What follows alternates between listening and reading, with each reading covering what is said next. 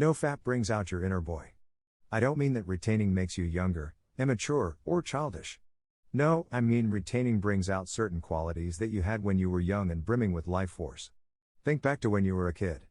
You were bold, curious, and didn't care what others thought about you. You would compete without regard. You'd look people in the eyes without shame. You'd unapologetically express your feelings. You'd ponder the world around you.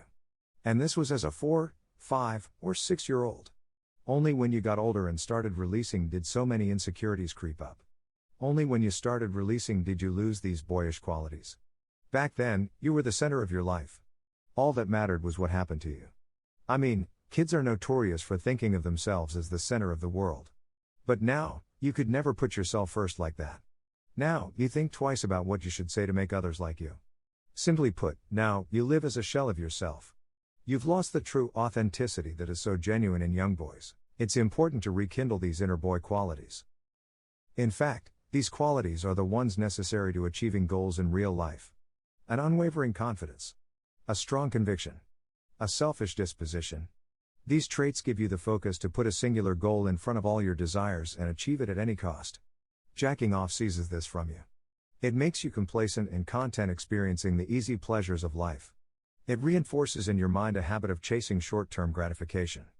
Gone are the days of competing to win and asking questions to learn. Now, you avoid competition at any turn. Now, you don't feel a desire to understand the world around you. The world becomes gray and dull. It's a monotonous pattern of the same daily motions. In between it all, you masturbate to provide a spark of excitement in your day. And as soon as you finish, it returns to its normal, bleak state. This differs so much from when you were a kid. Back when the world was so colorful. When the outdoor sunshine looked so bright. When your eyes radiated with curiosity. When every little part of your day gave you genuine happiness. This is your youth. It's why you look back on your earliest childhood memories so fondly. The world you live in today can never compare to yours as a boy. As with everything in life, there are many ways to approach your situation. You can act like a modern-day, weak man and do nothing to help your situation. You can keep briefly lighting up your day through masturbation. You can make bleak your new normal. Or, you can choose otherwise. You can take control of your life and slowly add back color. You can decide that you want to experience more than what you've given yourself. You can believe you're worthy of a higher quality of life. Learn to rekindle your inner boy. Your childlike curiosity. Your desire to live in and experience the world. There's really so much out there.